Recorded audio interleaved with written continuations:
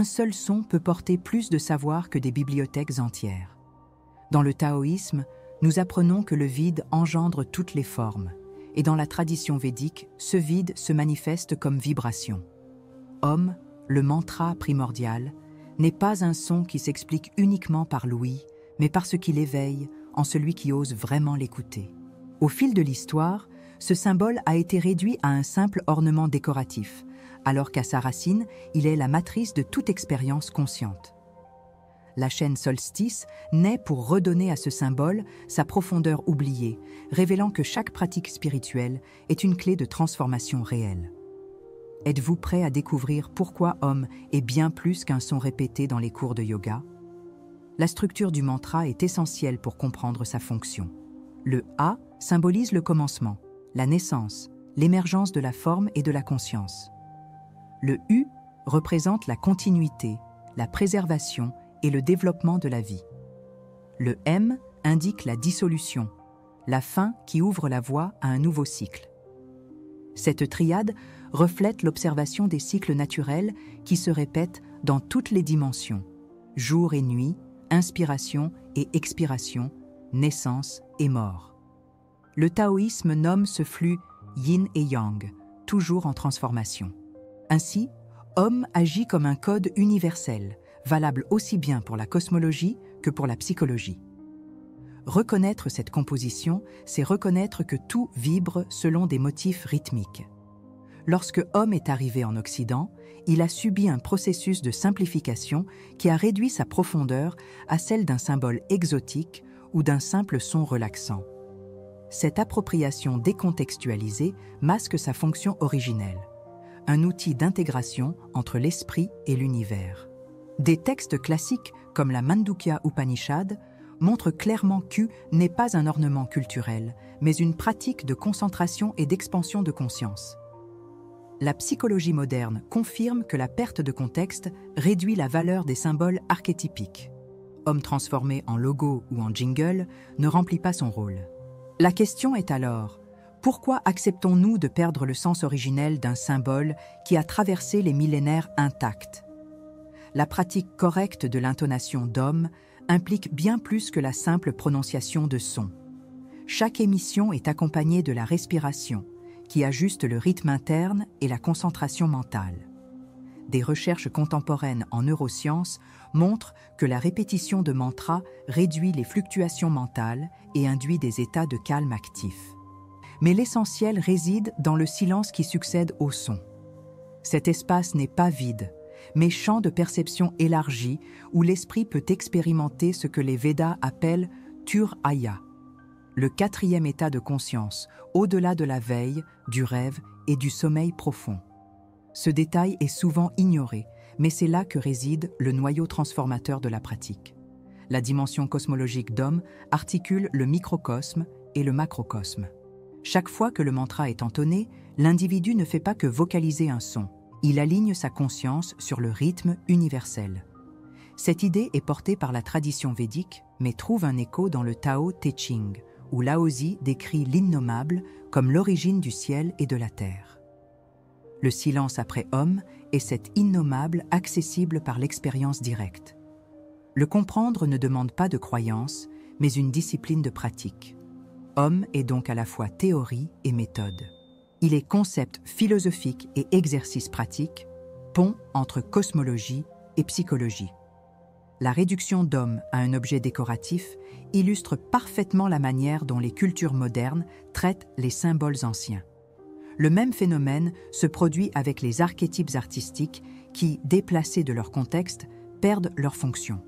Carl Jung a montré que les archétypes n'ont de valeur que lorsqu'ils sont reconnus dans leur dimension symbolique et vécue. Il en va de même pour Om. Hors de son sens originel, il devient simple bruit. Préserver son sens n'est pas un exercice d'érudition, mais une nécessité pour maintenir son efficacité. Le mantra, lorsqu'il est compris, agit comme une structure organisatrice de l'expérience humaine. Sa banalisation, au contraire, limite l'accès à cette profondeur. C'est pourquoi appeler Om le mantra le plus mal compris de l'histoire n'est pas une exagération, mais une évidence. Il rassemble cosmologie, philosophie et pratique en une seule expression sonore. Sa fonction est d'intégrer, d'aligner et de conduire à des états élargis de conscience. Étudier Om, c'est comprendre ce que les Védas, le taoïsme et même certains modèles psychologiques modernes indiquent, que la réalité est rythme, cycle et silence. Le défi contemporain est de retrouver cette compréhension avant qu'elle ne disparaisse définitivement dans le bruit culturel. À partir de là, l'étude d'Om cesse d'être une curiosité et devient une nécessité. Car ne pas comprendre ce fondement, c'est ne pas nous comprendre nous-mêmes. Abonnez-vous à la chaîne, partagez ce contenu et restez proche d'un enseignement qui unit tradition et modernité. En 1959, lors d'une visite en Inde, le poète Allen Ginsberg décrivit dans ses lettres la sensation d'entendre des moines tibétains entonner Om. Il rapporta que le son lui paraissait plus long que le temps, plus dense que la respiration elle-même, et que, par instants, il avait l'impression de disparaître à l'intérieur de la vibration. Cet épisode fut un choc pour un intellectuel habitué aux mots, non aux vibrations.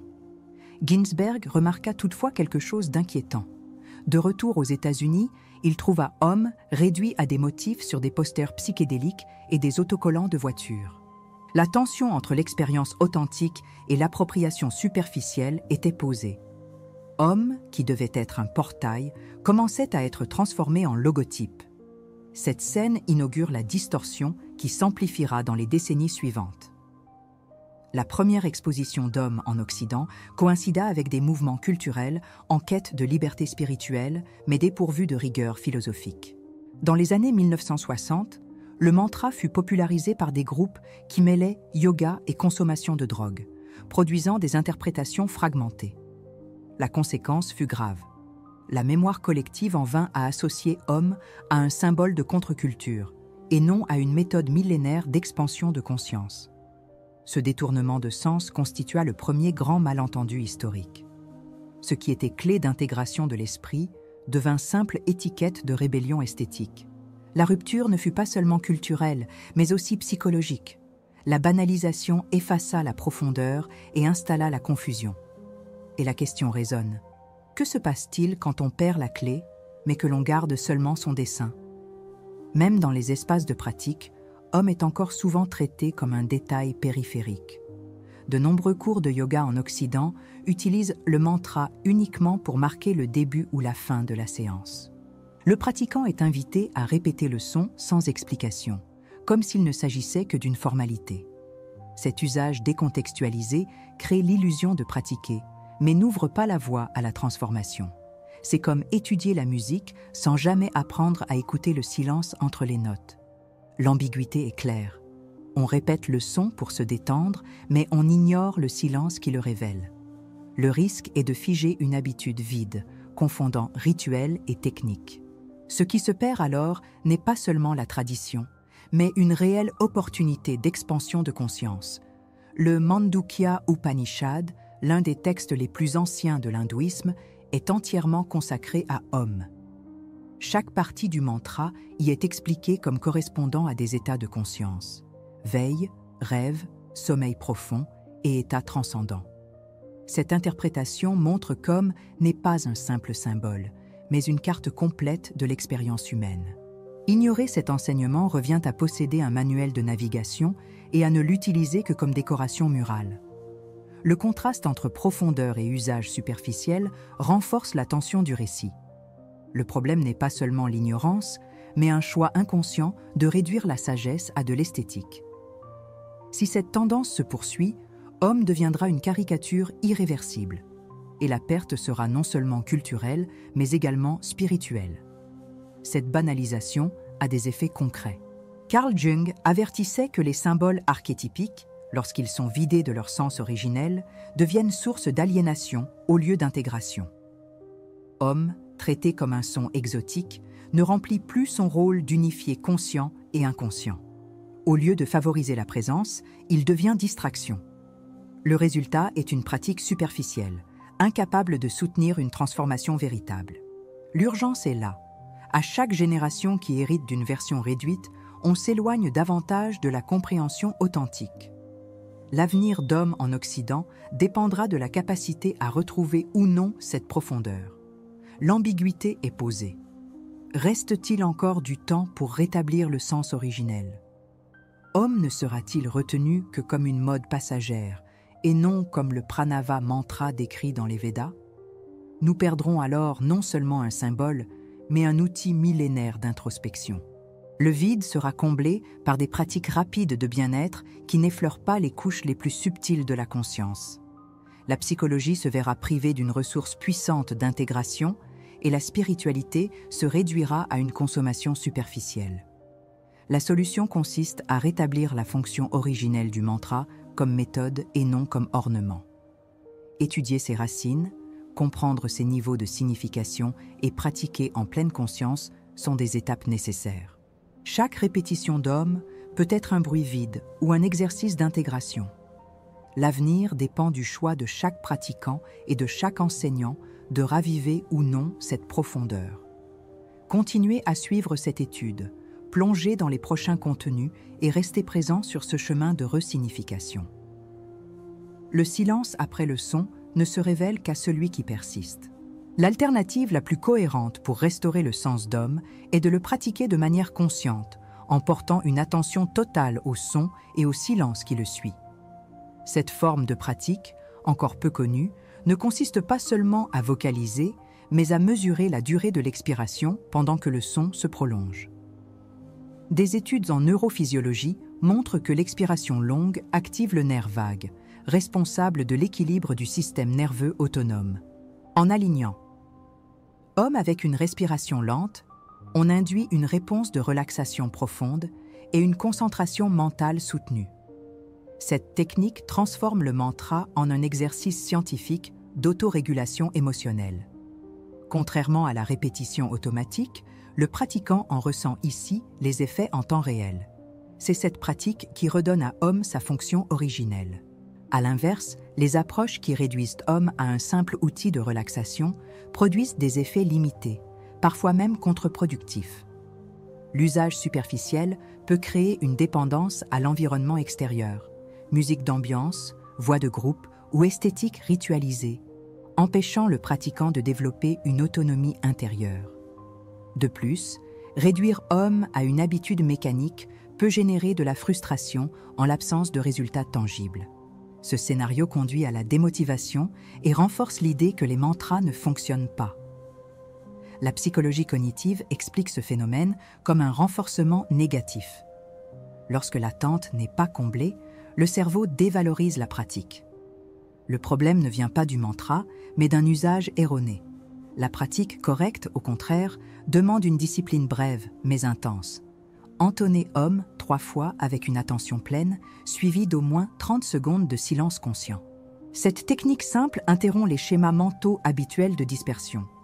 Le silence qui suit est l'espace où les effets s'ancrent, comme le montrent des recherches en neuroimagerie, enregistrant une meilleure cohérence entre les hémisphères cérébraux après les mantras. Voici le point clé. Ce n'est pas la quantité de répétitions qui compte, mais la qualité de l'attention.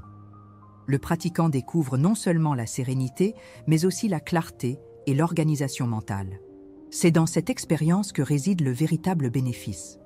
Le point central est que la douleur actuelle, fragmentation, anxiété et excès de stimulation ne peut être transformée qu'en accédant à des pratiques enracinées. Le désir de clarté et de présence ne sera pas atteint par des raccourcis superficiels. C'est ici que la pratique consciente d'Om apparaît comme solution. Elle ne promet pas l'évasion, mais la reconnexion. Le silence qui suit le son agit comme un champ de réorganisation, permettant à l'esprit de percevoir ce qui était obscurci. Cette expérience révèle aux pratiquants que la solution réside dans l'alignement du corps, de la respiration et de la conscience. L'Om pratiqué correctement est la clé pour sortir de ce cycle. Combien de fois avez-vous vu des personnes accumuler des techniques de méditation sans résultat consistant? C'est l'effet secondaire de la consommation indiscriminée de pratiques décontextualisées. Om, lorsqu'il est pratiqué correctement, offre des résultats perceptibles en quelques minutes, mais exige le respect de sa structure. La différence est claire. Un chemin mène à la superficialité, l'autre à l'intégration. Le choix est entre continuer à accumuler des techniques vides ou s'engager dans une méthode validée par la tradition et la science. Le bénéfice de ce choix est de transformer un son en une expérience concrète d'équilibre. C'est pourquoi la pratique consciente d'Om est présentée ici comme une véritable solution. Il ne s'agit ni de croyances ni de traditions mortes, mais d'une méthode efficace, soutenue par l'observation millénaire et confirmée par la science contemporaine. L'étape suivante est simple. Expérimenter avec attention, observer les effets et maintenir la régularité.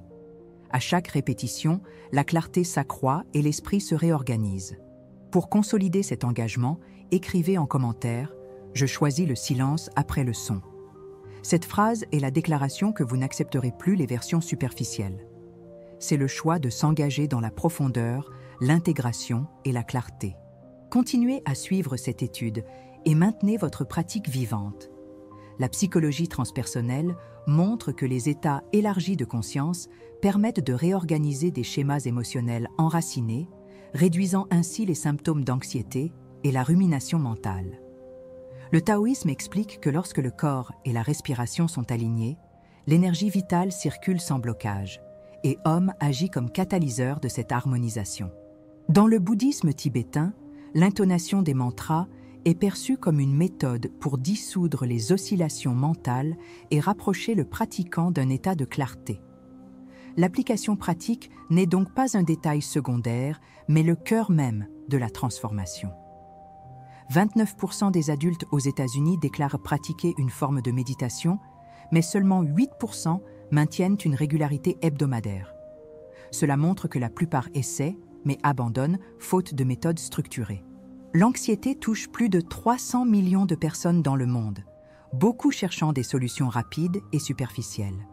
La neuroscience confirme que les mantras, lorsqu'ils sont entonnés consciemment, réduisent l'activité de l'amygdale, centre cérébral lié à la peur. Ne pas pratiquer, c'est maintenir le cerveau en état d'alerte permanent. La différence statistique réside dans ceux qui appliquent la méthode avec discipline. Commencer dès maintenant génère des bénéfices cumulatifs. Des recherches de la Harvard Medical School démontrent que 8 semaines de pratique méditative structurée réduisent déjà de manière significative les marqueurs de stress. Dans le yoga, l'intonation d'Om est associée à une meilleure cohérence cardiaque et à un équilibre du système nerveux autonome. Sur le plan psychologique, les pratiquants rapportent non seulement un apaisement, mais aussi une clarté dans leurs décisions et un renforcement de la mémoire de travail. Dans le taoïsme, ce processus est décrit comme un retour au flux naturel du Tao, où l'individu agit avec moins de résistance et plus de spontanéité. Chaque session, même brève, construit une stabilité qui se multiplie avec le temps. Le gain est exponentiel. Plus on commence tôt, plus l'effet accumulé est puissant. La véritable rareté ici est le temps de la vie elle-même. Dans les communautés monastiques bouddhistes, l'intonation quotidienne des mantras est associée à des niveaux plus faibles de stress physiologique et à une plus grande longévité. Dans les groupes de yoga intégratifs, on observe une meilleure capacité de concentration et une réduction de l'usage des anxiolytiques. Ce sont des effets documentés par des recherches cliniques et non de simples témoignages personnels. Le contraste avec ceux qui ne pratiquent non pas est frappant. Augmentation de l'anxiété, difficulté de concentration et plus grande vulnérabilité émotionnelle. La différence entre les deux groupes n'est pas une question de talent inné, mais de discipline appliquée. La fragmentation mentale et la dépendance aux stimuli externes sont des symptômes qui s'aggravent lorsque l'on diffère les solutions. Om, en tant que pranava, agit comme un réorganisateur interne, redonnant une autonomie psychique. Ceux qui commencent tôt gagnent en régularité, tandis que ceux qui repoussent accumulent des pertes invisibles. Le point central est qu'il n'y a pas de neutralité. Soit l'on pratique et l'on progresse, soit l'on ignore et l'on régresse.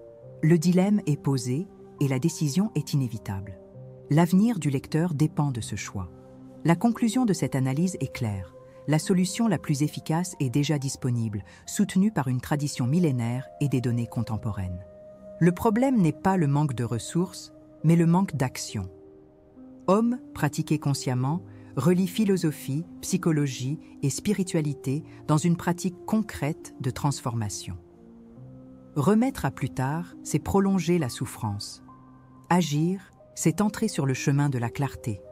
Ceux qui ont déjà décidé d'en récolter les fruits vivent dès maintenant la différence. Pour consolider votre engagement, écrivez en commentaire « Je ne diffère plus ma clarté ».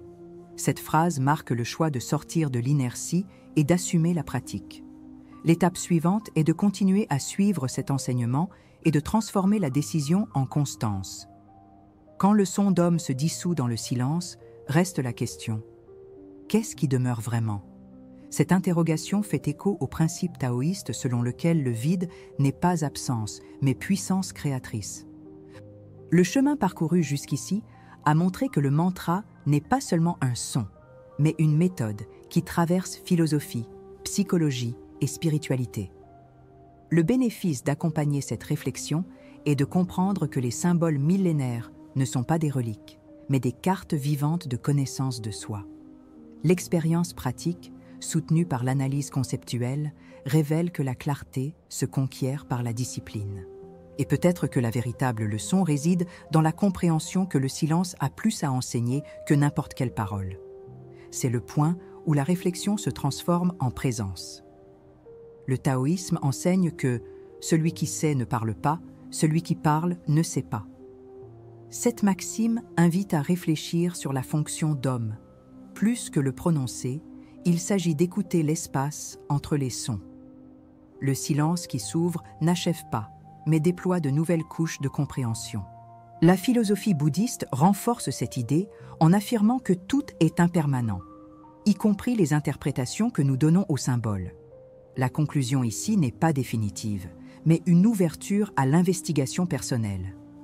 La véritable réponse ne réside pas dans le discours, mais dans la pratique de chacun. L'épiphanie est de reconnaître qu'il ne manque rien lorsque nous sommes attentifs, et que le son, en cessant, continue de résonner en nous. Homme n'est pas le son que vous émettez, mais le silence que vous apprenez à soutenir. Cette formulation concentre le bénéfice d'avoir suivi cette analyse. Comprendre que la spiritualité n'est pas croyance extérieure, mais expérience intérieure. La contemplation surgit non comme obligation, mais comme possibilité. Chaque répétition consciente du mantra devient un exercice d'introspection qui se reflète dans tous les aspects de la vie. La clarté qui apparaît n'est pas abstraite, mais concrète. C'est l'acte simple d'être pleinement présent à chaque instant. Voilà l'épiphanie, trouvée dans le son le plus ancien, le miroir le plus actuel. Le zen nous rappelle que toute tentative de fermer le cercle est illusoire. Homme ne peut être réduit à une définition finale, pas plus que la vie ne peut être expliquée par une formule. Ce qui est offert ici n'est qu'une direction, non un aboutissement. L'invitation est de rester dans un état d'investigation continue. Cette ouverture préserve la vitalité de la pratique et l'empêche de devenir dogme. Le silence final ne répond pas, il ne fait que renvoyer la question. Et la question est toujours plus vaste que la réponse. Tel est l'esprit de la non-conclusion. Le monde moderne avance vers des bruits de plus en plus intenses, et le choix de cultiver le silence devient un acte de résistance. Chaque fois que vous différez, vous renforcez la fragmentation qui domine déjà votre quotidien. Chaque fois que vous pratiquez, vous construisez une réserve intérieure de présence que rien ne peut vous retirer. La décision n'est pas entre pratiquer ou non, mais entre rester dispersé ou devenir entier. C'est l'urgence silencieuse qui accompagne homme. Il ne s'agit pas de perdre quelque chose d'extérieur, mais de se perdre soi-même. Le temps n'attend pas, mais le silence est toujours disponible. La contemplation est désormais votre responsabilité. Reconnaître que des symboles anciens comme homme peuvent encore réorganiser la vie, c'est assumer un engagement envers votre propre clarté. Ce chemin ne s'achève pas avec cette vidéo, mais se prolonge dans chaque respiration que vous choisissez d'observer. Le bénéfice d'être arrivé jusqu'ici est d'avoir acquis non seulement un savoir, mais aussi une direction pratique. Il vous appartient de décider si vous transformez l'information en expérience. La tradition orientale a toujours affirmé que la vérité se révèle à celui qui pratique. Emmenez cela dans le silence d'aujourd'hui et percevez ce qui revient. Enfin, la réflexion ne se termine pas, elle se propage.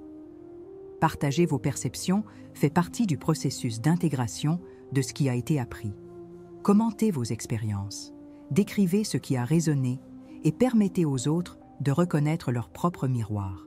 Cet échange crée une communauté d'investigation et renforce l'engagement de chacun envers la pratique. En partageant, vous multipliez aussi la portée du silence. Que chaque commentaire soit un témoignage de présence, non une simple opinion. Homme continue, non dans le son, mais en celui qui le soutient. Et ainsi, nous avançons ensemble, dans le silence et dans la parole, sur le même chemin.